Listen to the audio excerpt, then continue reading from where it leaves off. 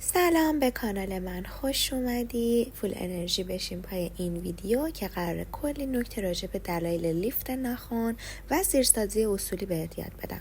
کاری که میخوایم امروز انجام بدیم ترمیم ژل همکاره. با 3-4 تا ناخن افتاده اومدن. ما بقیه اون ناخنایی هم که به ظاهر سالمن بریم بتراشیم ببینیم زیرش چه خبره. قسمت هایی که متوجه وجود هوا میشم با سرسون روی همون محل فشار نمیدم. اطرافش رو میام سبک میکنم. وقتی که دور و برش سبک بشه راحت کنده میشه. اگر دقت کنی میبینی اکثر ناخن‌ها از قسمت لبه آزاد ناخن باز شدن و هوا گرفتن که 2 تا دلیل داره. اولیش انتخاب نکردن قالب مناسب سایز ناخنه. دلیل دوم و اصلی تر اینه که موقع کیپ کردن و فیکس کردن مواد قالب روی ناخن فشار به لبه آزاد وارد نشده و مواد سر آزاد ناخن کیپ نشده. خب بعد از تراشیدن اون حجم از مواد خراب و داغون که اینم بهتون بگم اگر یکم دیرتر مراجعه میکردن همه ناخناشون قارچ میزد، دومین مرحله زیرساز و گرفتن چربی ناخن طبیعیه که من با کاغذی نرم این کارو به آرومی انجام میدم.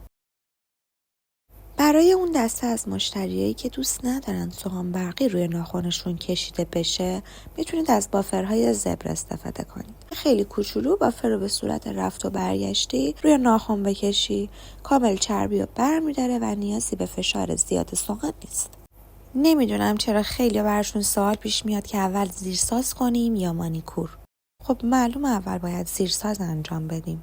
مگه میشه روی یه ناخنی که کلی چربی و آلودگی داره ما شروع کنیم با سرساهان‌های ظریف شنی مانیکور کردن؟ 100% بعد از انجام اون کار تموم سرساهان‌ها چربی میگیرن و ما مجبوریم با بافر و فرزه سیمی تمیزش کنیم. پس یادت نره همیشه اول چربی ناخنتو بگیر و بعد حتما اول از پوشر استفاده کن. بعد برو سراغ سرساهان‌ها. مانیکور رو تو ویدیوهای قبل به صورت مفصل برات توضیح دادم، اما بریم یه مرور کوتاه هم با هم داشته باشیم. بعد از اینکه خوب پوشر زدی با سرساهان شنی میله‌ای وارد ناخن شو. از یک جهت من همه رو با راستگرد انجام دادم. مرحله بعدی با سرساهان شمعی ناخن رو به 2 نیمه فرضی تقسیم میکنی و از وسط وقتی با چپ کردی روی قسمت راست و وقتی روی راست کردی روی قسمت چپ ناخن کار میکنی. سرساهان دومی که استفاده میکنیم به ما این امکان رو میده که خیلی بیشتر وارد پوست بشه و خیلی قشنگتر پوست‌های مرده رو برای ما دیواره سازی کنه. این قسمت هم که مورد علاقه ترین بخش من و کلاینتامه که هر دو کلی عاشقشیم. قشنگ انگار دست سبک میشه، پوست نفس میکشه، مخصوصا این دست که مانیکور قبلیشون هم خوب اجرا نشده و خب خیلی لایه های شاخی و مرده زیادی داره که با دقت قشنگ از 2 میل اول قیچیت استفاده کن و با دقت بالا بچینشون. اینجا هم احساس رضایت و خوشحالی مشتری به وضوح مشاهده میکنید که اجازه نمیده روی دستش کار انجام بدم، از بس نو شده. خب کلینزر رو اسپری میکنیم. بعد از اینکه خوش شد، برای اینکه میخوام قالب رو به صورت تکنیک نیمه اجرا کنم فقط قسمت لبه آزادم رو بیس میزنم و 60 ثانیه بره دستگاه بپزه.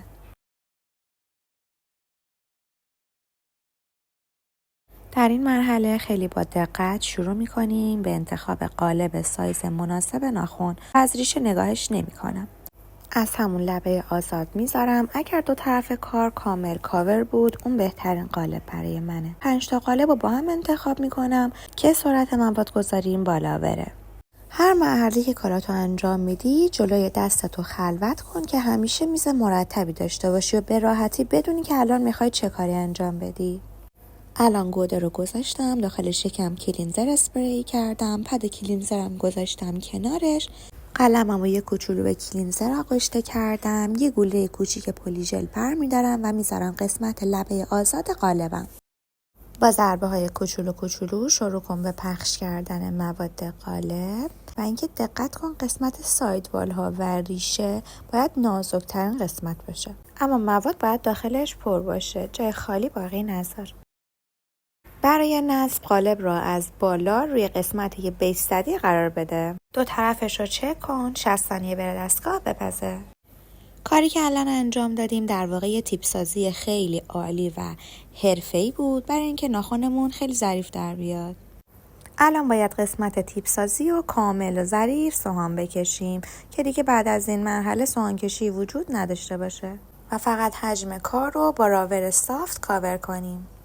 برای یه سوهان کشی اصولی هم همیشه اول دو طرف ناخن رو از سمت لبه آزاد در راستای ناخن سوهان بکش و بعد بالای ناخن رو صاف کن که احتمال کج شدن ناخن به حداقل برسه و کاملا صاف و در راستا سوهان کشیده بشه.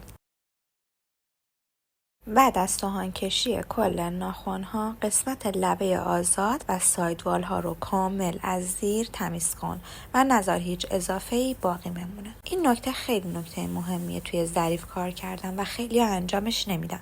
یه سوال خیلی مهم که برای شما خیلی پیش اومده بود این بود که اول پشت ناخن رو بتراشیم یا روی ناخن رو سبک کنیم.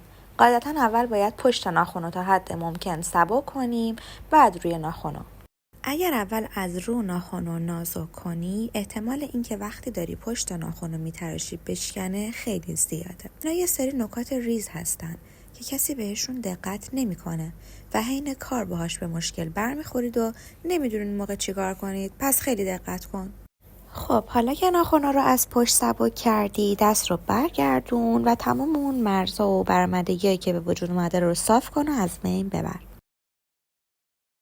یه نکته دیگه‌ای که داخل این مرحله وجود داره، بعضی از بچه‌ها نمیدونن چقدر باید این قسمت رو نازک کنن. برای اینکه کار ظریفی داشته باشی تا حدی ناخن رو بتراش که فقط یک لایه نازک بمونه.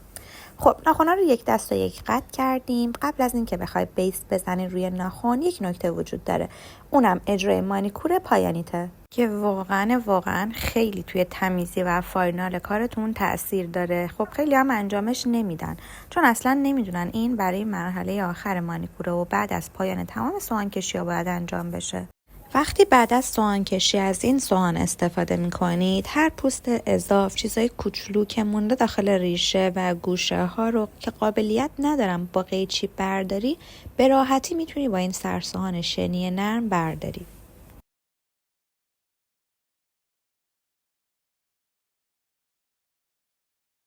بریم برای اجرای بیس به صورت کامل روی ناخن. برای اجرای سافت ژل روی کار هم میتونی از براش رابر استفاده کنی هم از قلم ژل. خب من با براش رابر خیلی راحت ترم. دیدی میخوای بیس بزنی چقدر مواد کم برمیداری، در همون حد مواد داخل براشت بذار، پخش کن روی ناخن، بعدش هم یه گلوله بزرگتر بذار مرکز ناخن، دست رو برگردون تا مواد یکسان پخش بشه. بعد از چند ثانیه دوباره دست رو برگردون، با قلم لاینر هر جایی که احساس کردی نیاز به اصلاح داره درست بکن. هر جا هم حس کردی مواد کم داره میتونی مجدد اضافه کنی. حتما برای اینکه بلیک خوبی داشته باشی و یک دست موادت پخش بشه چندین بار ناخن رو برگردون و به یک بار اکتفا نکن، چون وقتی که چند بار دست رو برگردونی اینجوری تایم بیشتری داری برای اینکه از زاویه‌های مختلف نگاهش کنی و خیلی بهتر اصلاح و چکش کنی.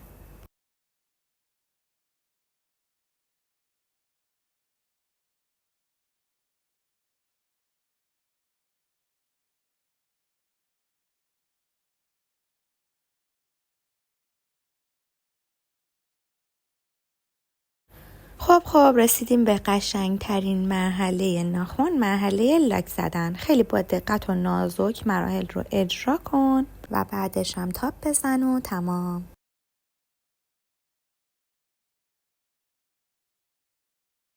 امیدوارم این ویدیو برات مفید بوده باشه. کانال منو سابسکرایب کن، لایک کن و بفرست برای اونی که به این ویدیو نیاز داره. چطور بود نظرتو حتما کامنت کن. هر سوالی هم داری اونجا از من بپرس.